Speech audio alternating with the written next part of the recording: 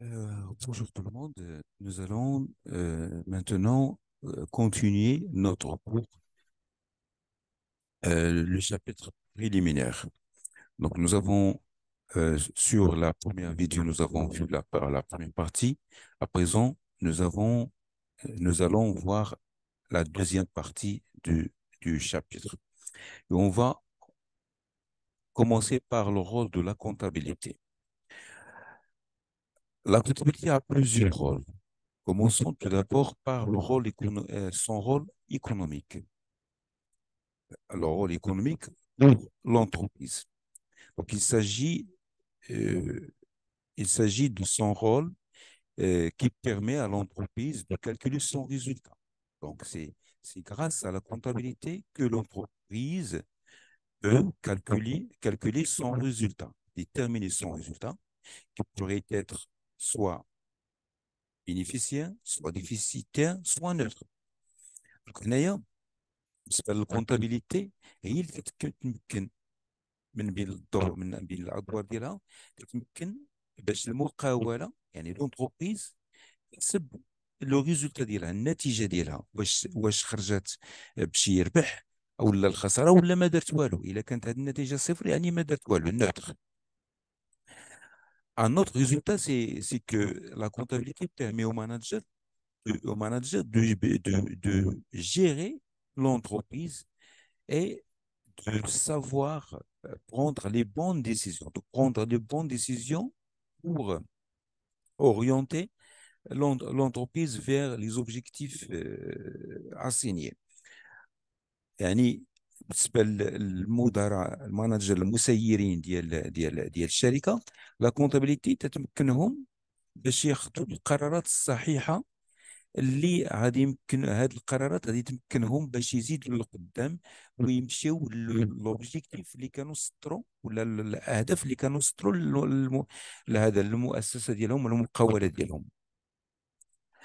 Donc, toute entreprise se livre à un calcul économique afin de s'assurer que ses dépenses n'excèdent pas ses recettes.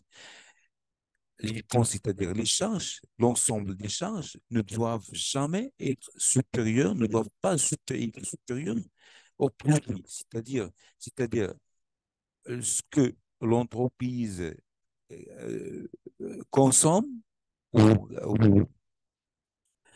euh, fait sortir de ses richesses ne doit pas excéder les entrées ou ses produits ou ses recettes. يعني هنايا كل مقاولة خصها دائما تبقى تحسب باش دوك المصاريف ديالها ما يكونوش كبر من المداخيل ديالها، باش تكون متيقنه بانها هذه تربح. يعني حيت الهدف ديالها الاول واللي اصلا خلقت الشركه ولا المقاوله لها هو تخلق واحد الربح. اذا باش تكون متيقنه بان غادي تخلق هذا الربح هذا، خص دائما تبقى تشوف ياك ما المصاريف ديالها، ياك ما هذه ما كبار، ما فاتوش، ياك ما فاتوش المداخيل ديالها. دونك هذا الشيء غادي تعرفوه من خلال الحسابات ديالها، يعني من خلال لا كونتابيليتي ديالها. L'entreprise peut également il obtient un résultat bénéficiaire. Donc, من هذا le calcul، من هذا الحساب هذا ايكونوميك، لونتربريز غادي تاكد بانها دارت البينيفيس، سواء يمكن تقدر دير البينيفيس ولا دارت الخساره، ولكن الهدف ديالها هو دير البينيفيس. اذا من خلال التتبع ديالها ديال المصاريف ديالها، خص دائما تحاول ما امكن المصاريف يكون اقل من المداخل. هذا ملي كيكونوا المصاريف اقل من المداخل، هنايا تنقولوا بان لونتربريز الى اون اكتيفيتي رونتابل، يعني النشاط ديال المقاوله يعني مربح. نشوفوا واحد ليكزومبل دابا. سي grâce à la comptabilité que l'entreprise peut calculer le résultat de l'exercice comptable, période retenue qui coïncide généralement avec une année civile. يعني la comptabilité لا كونتابيلتي هي باش لونتربريز هذه تشوف داك النتيجه ديالها، واللي في واحد لا في واحد في واحد في واحد الوقت، في واحد الحيز ديال الوقت اللي يتسمى الاكزercice كونطابل، اللي يعني بصفه عامه تيكون ما بين 1 يناير حتى ل 31 دو جانفير. يعني ça s'appelle l'exercice comptable qui, en général, c'est compris entre le 1 janvier et le 31 décembre. Donc, il existe des entreprises pour qui l'exercice comptable ne coïncide pas avec l'année civile. Donc, هاد من 1 يناير حتى ل 31 ديسمبر تيتسمى exercice comptable، تيتسمى l'année civile اللي تتبدا من 1 يناير حتى ل 31 ديسمبر. مش هنبيع. ولكن كاينين دي شركات وكاين مقاولات اللي ليكزارسيس كونطابل ديالهم ما تيحترمش هاد لاني سيفيل. يعني ما تيجيش مع من 1 جونفي حتى لو 31 ديسمبر. هنا مثلا الشركات ولا المقاولات الفلاحيه هادو غالبا ما لاني سيفيل ديالهم ولا ليكزيس كونطابل ديالهم تيبدا من واحد من 1 جويي، يعني من واحد جويي شهر 7 حتى ل 30، يعني من 1 يوليوز حتى ل 30 يونيو du premier donc هنايا on peut dire que bah, il y a quelques entreprises ou quelques sociétés qui ont l'année civile qui ne leur activité, l'année de leur exercice comptable ne coïncide pas avec l'année civile. Et par exemple, les entreprises agricoles, je ne sais pas toutes les entreprises, mais la plupart de ces entreprises ont leur exercice comptable qui coïncide, on dit que c'est un exercice à cheval. Il commence à partir du 1er juillet jusqu'au 30 juin. On parle d'exercice à cheval. Donc, résultat de l'exercice est calculé à partir de la formule suivante. Donc هنايا النتيجة ديال l'exercice ديال ديك السنة تتحسب بهذه الطريقة هذه. كنجمعوا ناخذوا دوك المداخل ناقص المصاريف. C'est-à-dire le résultat, toujours, il est calculé de cette façon-là. Donc, c'est la différence entre les produits et les charges. Si les produits sont supérieurs aux charges, on dit que le résultat est positif, c'est-à-dire il est bénéficiaire. Et là, l'entreprise, il est rentable. Donc, ملي تيكونوا لي المداخل كبر من لي شارج، l'entreprise هي حققت واحد الربح. Donc, هنا الشركة مربحة. Mais si les produits sont inférieurs aux charges, donc ici, le résultat il est négatif. On dit que le résultat est négatif, ou il est déficitaire, ou et l'entreprise est en perte. Donc, هنا ملي تيكونوا لي برودوي اقل من لي شارج، لو ريزولتا النتيجه تتكون ناقصه. يعني تكون تكون الخساره عند المقاوله. Exemple. Donc, durant l'exercice, l'entreprise d'État a réalisé les opérations suivantes. Achat de marchandises, 30 000 dirhams. Vente de marchandises, 183 000 dirhams. Transport, 10 000 dirhams. Électricité, 10 000 dirhams. Impôt, 10 000 dirhams. Salaire, 11 000 dirhams. Ce qui est demandé à faire, c'est de calculer le résultat de l'entreprise d'État. Donc ici, comme nous venons de voir, le résultat se calcule de la formule qu'on a déjà vue, qui est le produit moins les charges. Donc, la première chose à faire ici, c'est de, d'identifier les produits et d'identifier les charges. Alors, donc, s'il vous plaît, vous mettez la vidéo en pause et essayez de répondre à la question.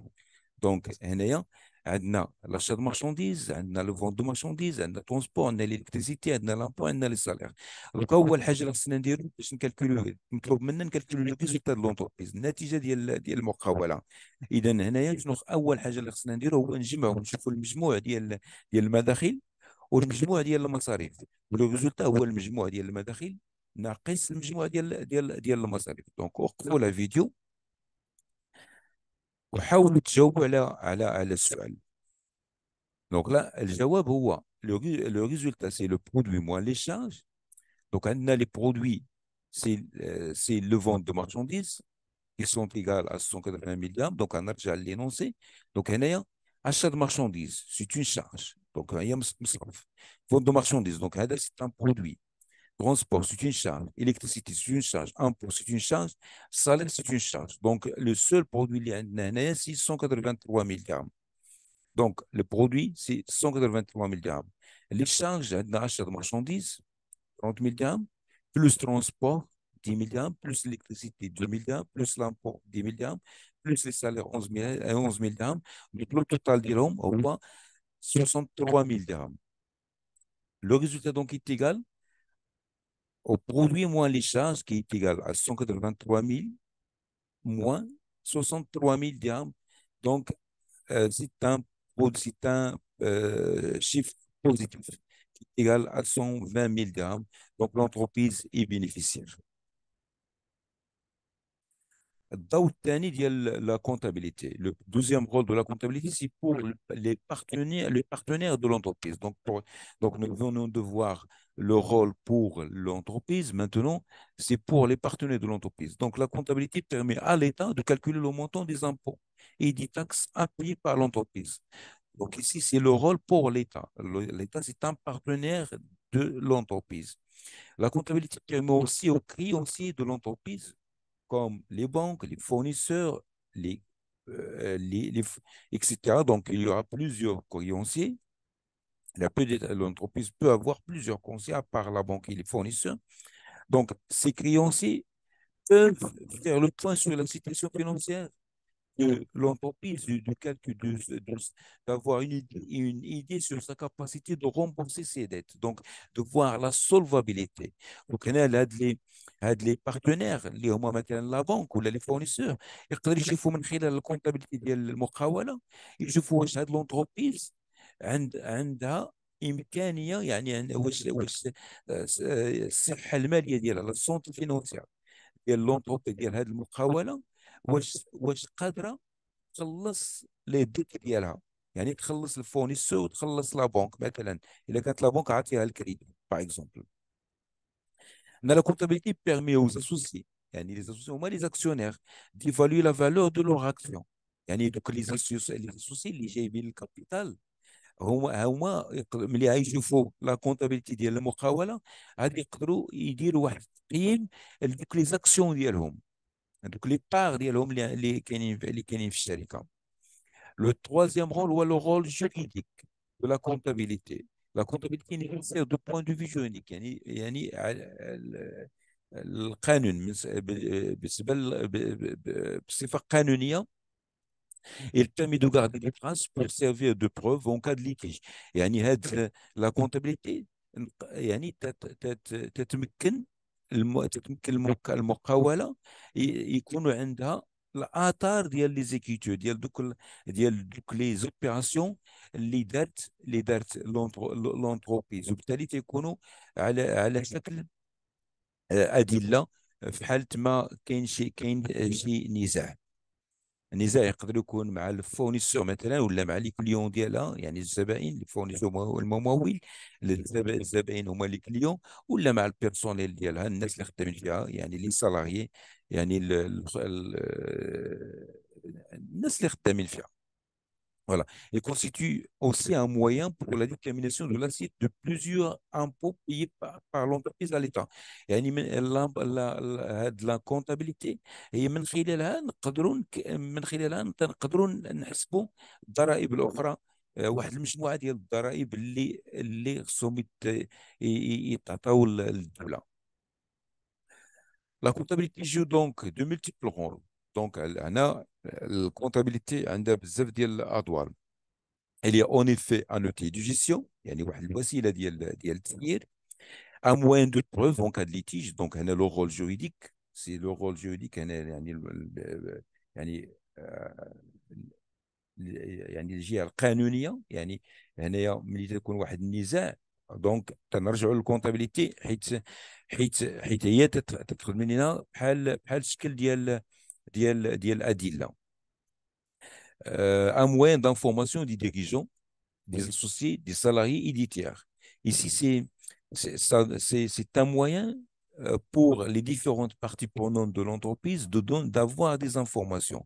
يعني هنايا بالنسبه لواحد المجموعه ديال الشركاء ديال الشركه اللي منهم المدراء المسيرين ديال الشركه، منهم اللي داخلين يعني الشركاء اللي هما شاركين في المقاوله او الشركه.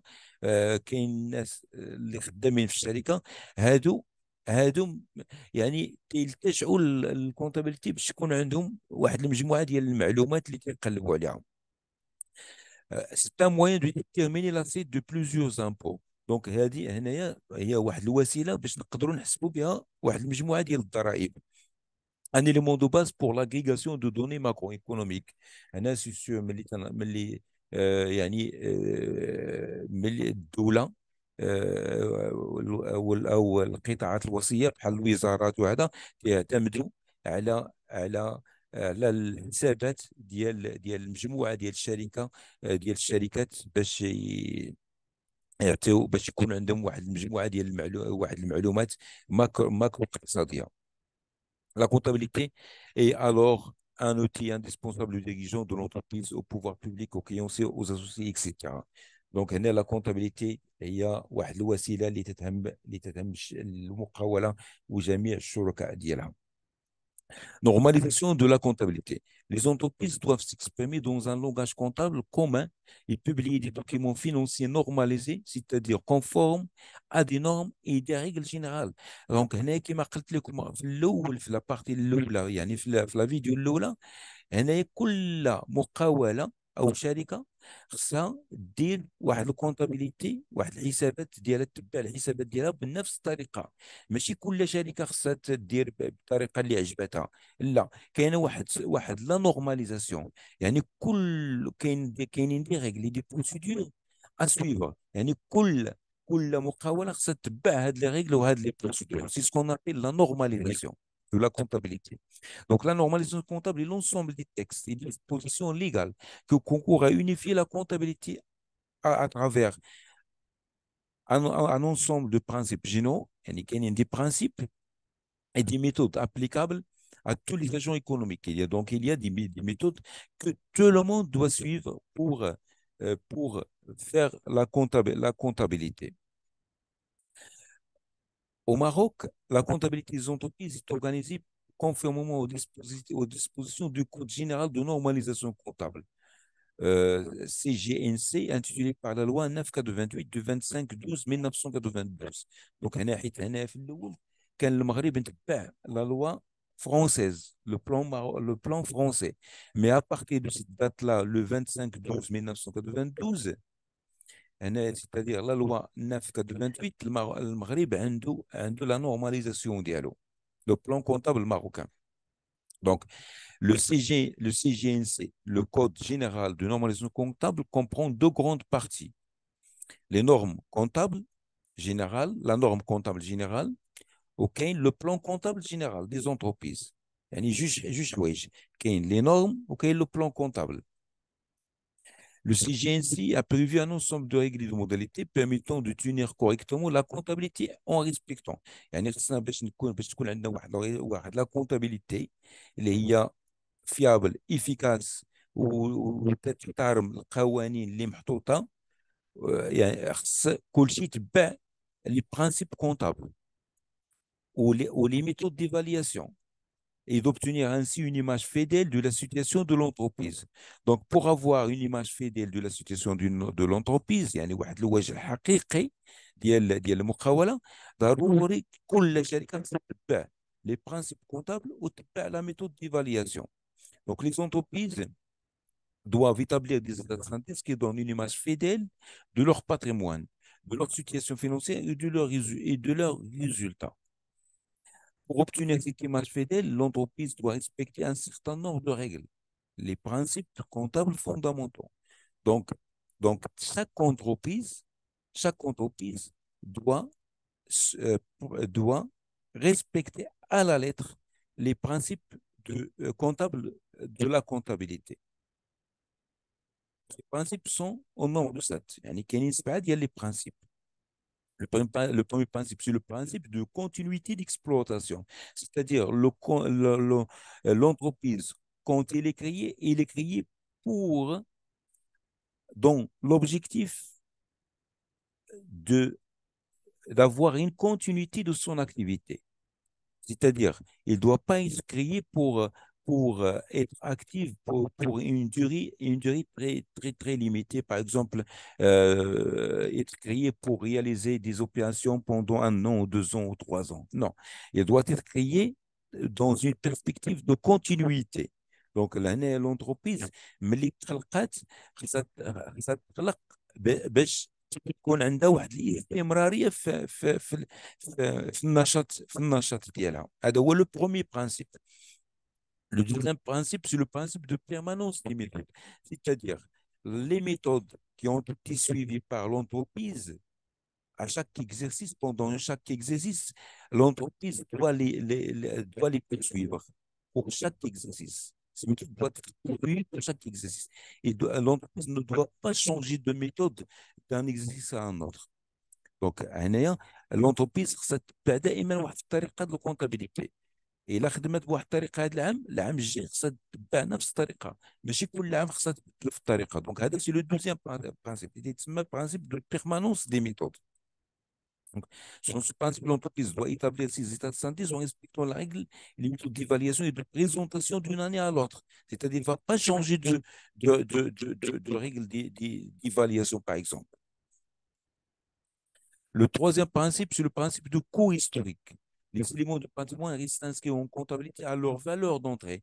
Donc, ملي كتشري l'entreprise واحد الحاجه، دونك هذيك لا فالور هذيك لا فالور باش دخلتهم هي تبقى هذيك لا فالور تبقى دائما في لونتربريز.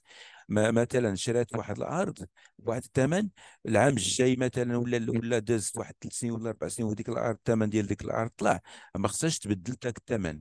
عاد هذاك الثمن باش تدخل لا فالور دونتري هي القيمه ديال الدخول ديال ديك الارض في البيلون ديال لونتربريز ولا في الكاي في لي ليفر ديال لونتربريز. خصها ديك لا فالور خصها ديما تبقى. Le principe suivant, c'est le principe de spécialisation des exercices. C'est-à-dire que les charges et les produits doivent être attachés à leur exercice. C'est-à-dire doivent être attachés à l'exercice qui les concerne. Chaque charge a son exercice, chaque produit a son exercice. Donc, ils doivent être comptabilisés au fur et à mesure de leur apparition. يعني كل كاع المصاريف والمداخل خصهم يتحسبوا، يدوزوا في الكونتابيليتي بحساب، يدوزوا في الحسابات ديال الشركه ديال المقاوله في ليكزيرسيس، يعني في السنه اللي بانوا فيها. خصهم يدوزوا دائما على حسب امتى بانوا. ما يمكنش لينا نخليو واحد لاشارج مثلا واحد المصروف مثلا ديال 2023 نخليوه حتى ل 2024. لا، كل مصروف او كل مدخول خص يكون مرتبط بالاكزرسيس ديالو. Maintenant, un autre principe, c'est le principe de prudence. Les produits ne sont pris en. Qu'est-ce que dit ce principe? Et ce principe stipule que chaque produit n'est pris en compte que s'il est définitivement acquis, alors que la charge, il est comptabilisée dès qu'il est probable. Ça veut dire quoi? Ça veut dire quoi? C'est-à-dire que le produit, il sera, même si nous envisageons avoir un produit dans l'avenir, nous n'allons pas le comptabiliser que s'il est définitivement acquis. Alors c'est le contraire pour la charge. La charge, dès qu'il est probable, dès qu'on pense que cette charge aura lieu, dès qu'on pense qu'une charge aura lieu, on doit la comptabiliser. Donc, هنايا هذا لو برانسيب يقول بأن لو برودوي واحد المدخول هو المداخل ديال الشركات ولا ديال المقاولات ما تيتحسبوش حتى يكونوا صافي، يعني دخلوا للشركه بصفه نهائيه.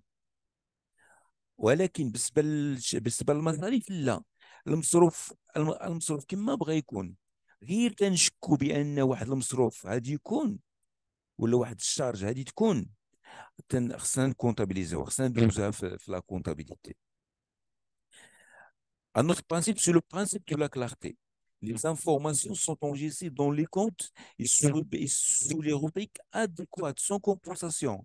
Yani, c'est-à-dire chaque opération, chaque compte, chaque information doit être inscrite dans son compte bien précis, dans son compte bien précis, dans sa rubrique, dans son poste et dans son compte bien précis, sans compensation. Yani, par exemple, مشينا شرينا واحد المبلغ ديال واحد السلعه عند ان كليون.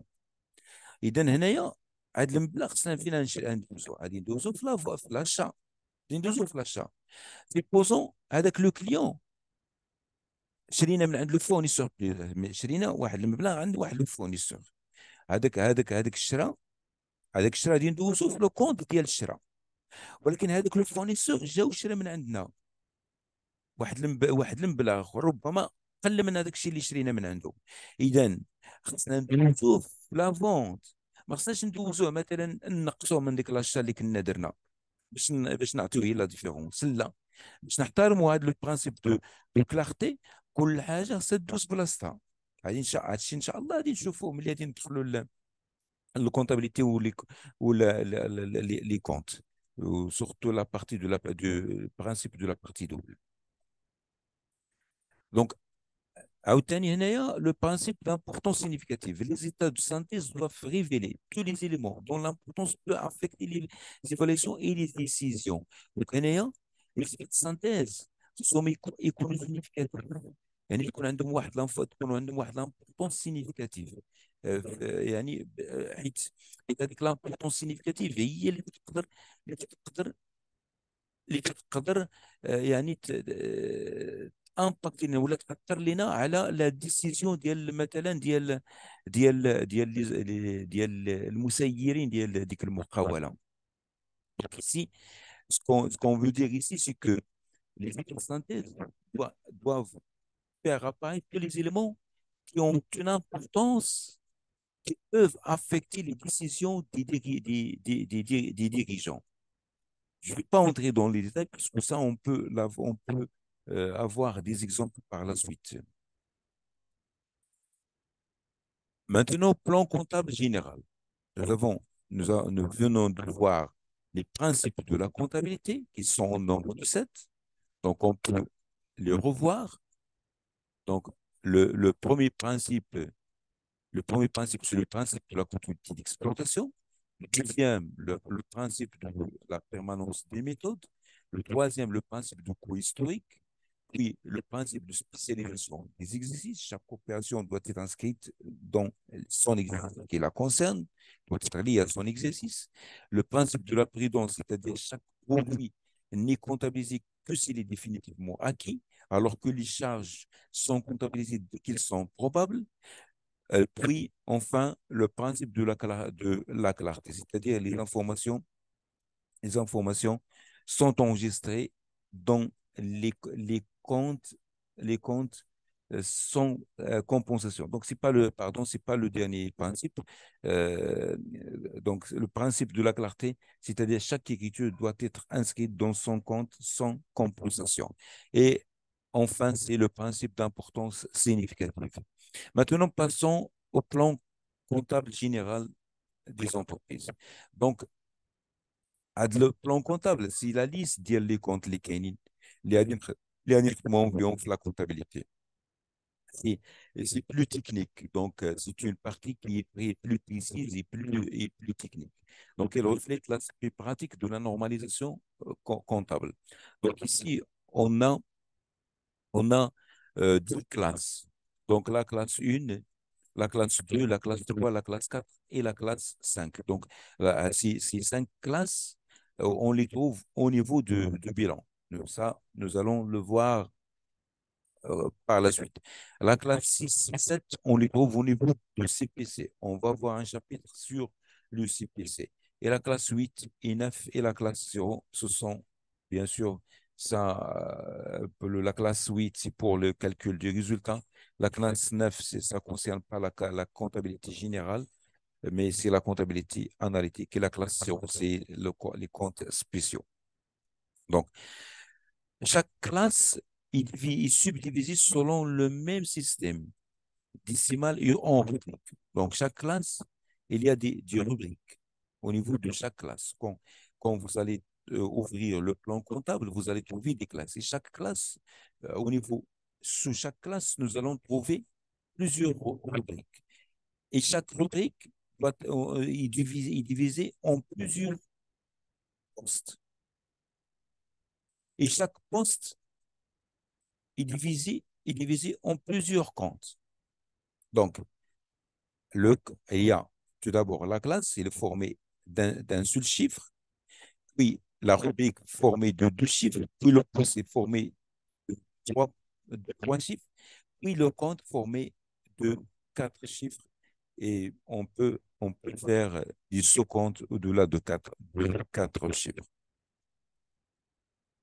Donc, à l'intérieur de chaque classe, une codification permet d'identifier les comptes grâce au système décimal qui nous permet de reconnaître facilement l'appartenance d'un compte. C'est-à-dire, les classes sont des codes. C'est des codes que le chiffre, il correspond à une place bien déterminée au niveau des états de synthèse.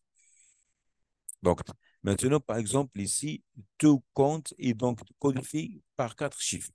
Comme je viens de dire, un compte est formé de quatre chiffres. Donc, là, il y a tout d'abord la classe, un seul chiffre, puis la rubrique de chiffres, puis le, le poste, c'est trois chiffres, et ensuite le compte qui est quatre chiffres.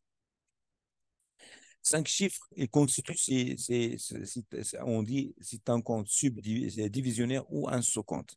Donc, le code dans six chiffres est plus indiquant et plus indique les sous-comptes. Donc, cinq chiffres constituent le code du compte divisionnaire, un compte divisionnaire, mais six chiffres et plus, c'est des sous-comptes. Donc, on peut expliquer ça par le schéma suivant. Donc, si nous prenons par exemple le compte 2111, frais de constitution, vous pouvez ouvrir votre plan comptable pour voir ceci en même temps. Donc, le compte 2111, c'est frais de constitution. Donc, il est formé de quatre chiffres. Donc, le premier chiffre, c'est la classe 2, qui est intitulée actifs immobilisés. Ensuite, les deux premiers chiffres, c'est la rubrique 21 qui est intitulée immobilisation en non-valeur. Ensuite, les trois premiers chiffres qui est intitulé poste, c'est le poste qui est intitulé frais préliminaires. Ensuite, bien sûr, c'est le compte principal 2111 qui est frais de constitution. Un deuxième exemple, le compte 2355. Il s'agit le premier chiffre, c'est la classe 2, intitulé actif et mobilisé. Les deux premiers chiffres, c'est la rubrique 23, intitulée immobilisation corporelle. Donc, ça, vous pouvez le voir sur votre plan comptable. Ensuite, les trois premiers chiffres, 235, qui est intitulé, c'est le poste, qui est intitulé mobilier, matériel de bureau et aménagement divers. Et enfin, le compte 2355, c'est le matériel informatique. Et voilà, donc ça, c'est le schéma des comptes. Donc, comme j'ai déjà dit, la classe 1, 2, 3, 4 et 5, ce sont des classes de bilan. Classe 6 et 7, classe 6 et 7, ce sont des classes de CPC.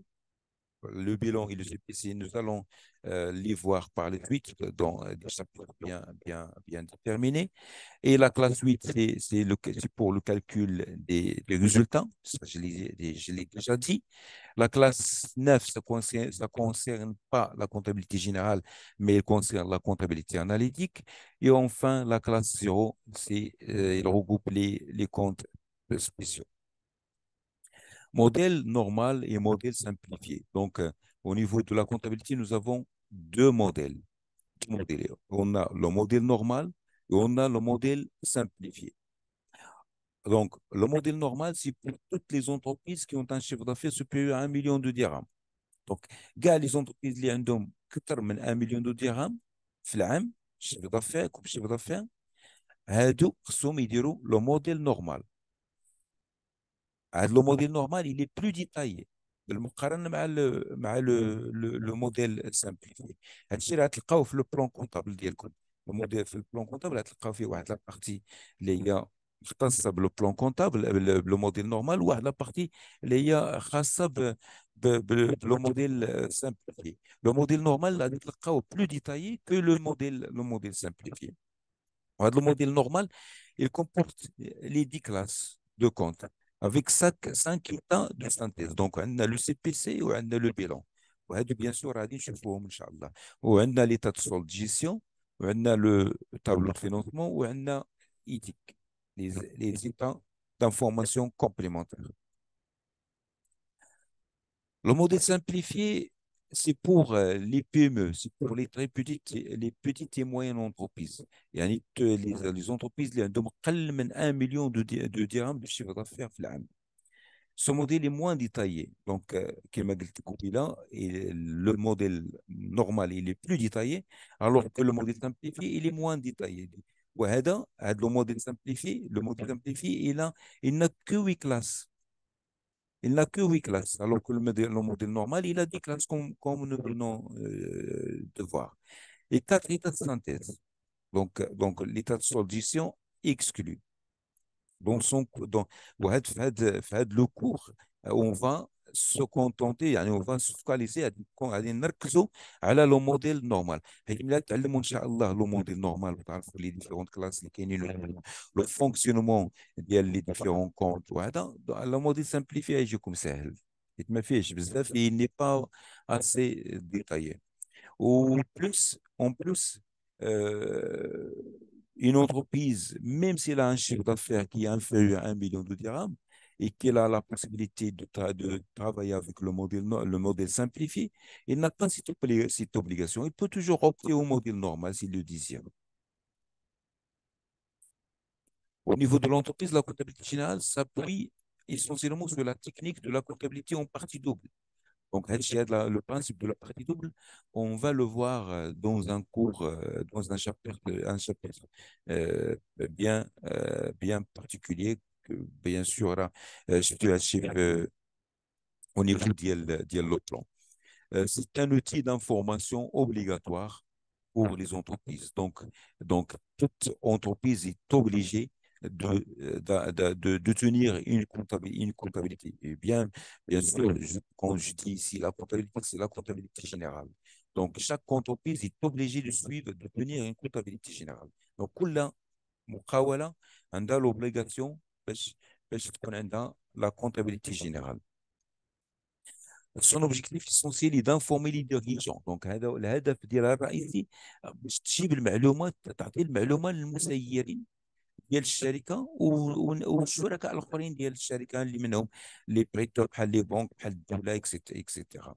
Et c'est aussi de base de calcul du résultat. Donc, كما شفنا لا كونتابيليتي هي اللي تمكن المقاوله باش تحسب لو ريزولتا ديالها، يعني واش دارت الربح ولا دارت الخساره، وبالتالي باش تحسب الضريبه ديالها اللي خصها تخلص الدوله. La comptabilité, par contre, la comptabilité analytique, la classe 9, il est destiné, il est destiné à la comptabilité analytique. Donc, la comptabilité analytique, c'est une comptabilité qui cherche à déterminer le coût de revient des produits et des services que l'entreprise vend. C'est-à-dire, c'est une comptabilité qui permet à l'entreprise de calculer le coût de chaque produit ou de chaque article. Ça lui permet de déterminer son coût de revient pour ensuite savoir le prix de vente qu'il va fixer. هنا la comptabilité analytique يمكن تساعد الشركة باش تحسب كل قيمة كل مثلا كل منتوج أو كل سلعة شحال باش تقامت عليها، باش تقدر تشوف شحال غادي تزيد ديال لا مارج هذا شحال هذه تقدر تربح باش تحط الثمن باش تقدر تبيع. دونك هاد لا كونتابيليتي اناليتيك ماشي اوبليغاتوار، ماشي ضروريه، ماشي بزز على المقاوله باش ديرها. دونك لا كونتابيليتي اناليتيك il est facultatif, c'est pas comme la comptabilité générale qui est obligatoire. La comptabilité analytique, il est facultatif, ça reste le choix à l'entreprise de soit d'opter pour la comptabilité analytique ou non.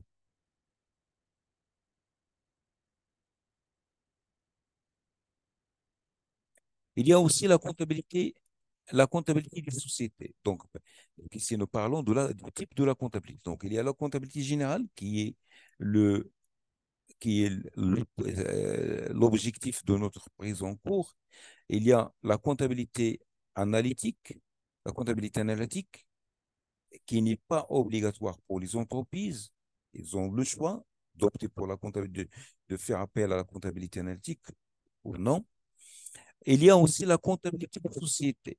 C'est la traduction comptable des normes juridiques et fiscales concernant les opérations spécifiques aux sociétés. Fait appel à plusieurs disciplines comme le droit des affaires, le droit fiscal, la loi comptable. اللي دخل في هذه لا كونتابيليتي دي سوسيتي مثلا تنشوفوا كيفاش مثلا ملي تنبغيو نديروا لوغمونطاسيون كابيتال نطلعوا في القيمه ديال راس المال مثلا انسي سويت. دونك هذا الشيء داخل في لا كونتابيليتي دي سوسيتي. انا سي يعني هاد الانواع ديال هذا سي او نيفو دو لونتربريز. ولكن ملي تنجيو او نيفو مثلا او نيفو دو بي سيتادي على المستوى ديال الدوله كاين دوطخ تيب دو كونتابيليتي. Il y a aussi, nous venons de voir ici trois types de comptabilité, à savoir la comptabilité générale, qui est obligatoire pour chaque entreprise. Il doit être tenu pour chaque entreprise, c'est une obligation tout d'abord fiscale. Il y a la comptabilité analytique qui n'est pas obligatoire, elle est facultative. Chaque entreprise a le choix de choisir d'opter ou non pour la comptabilité analytique. Cette comptabilité analytique permet à l'entreprise de calculer le prix de revient de chaque produit, de chaque article. Il y a ce qu'on appelle la comptabilité des sociétés. Il est en lien avec le droit des affaires, avec le droit fiscal et tout ce qui est juridique en général. Voilà. Donc, ça, c'est au niveau de l'entreprise. On passe maintenant au niveau du pied. Au niveau du pied, on a d'autres types de comptabilité. Donc, ici, on ne doit pas entrer dans les détails. Il y a la comptabilité publique qui détermine les recettes et les dépenses de l'État et aussi des collectivités locales. Il y a la comptabilité nationale. Donc, on ne va pas entrer dans les détails. On appelle patrimoine l'ensemble formé par. Donc, ici, on passe, par exemple, on passe ici au patrimoine. C'est quoi le patrimoine de l'entreprise? On appelle patrimoine l'ensemble formé par les biens et les créances d'une part et les dettes d'autre part. Donc, le patrimoine de l'entreprise, c'est l'ensemble des biens et des créances et également les dettes. Les biens et les créances forment l'actif de patrimoine, alors que les dettes, elles forment le passif de patrimoine. يعني l'actif du patrimoine, ce sont les biens et les créances. داكشي اللي كاين عند l'entreprise, l'entreprise possède. Alors, les dettes, elles n'appartiennent pas directement à l'entreprise parce que il doit le rendre par la suite. Donc, c'est un passif de patrimoine. Donc, on fait ici un schéma du patrimoine. Donc, ici, c'est l'actif de patrimoine qui est formé des biens, les biens matériels, les biens non matériels et les créances. Les biens matériels, par exemple, un terrain, par exemple, un local.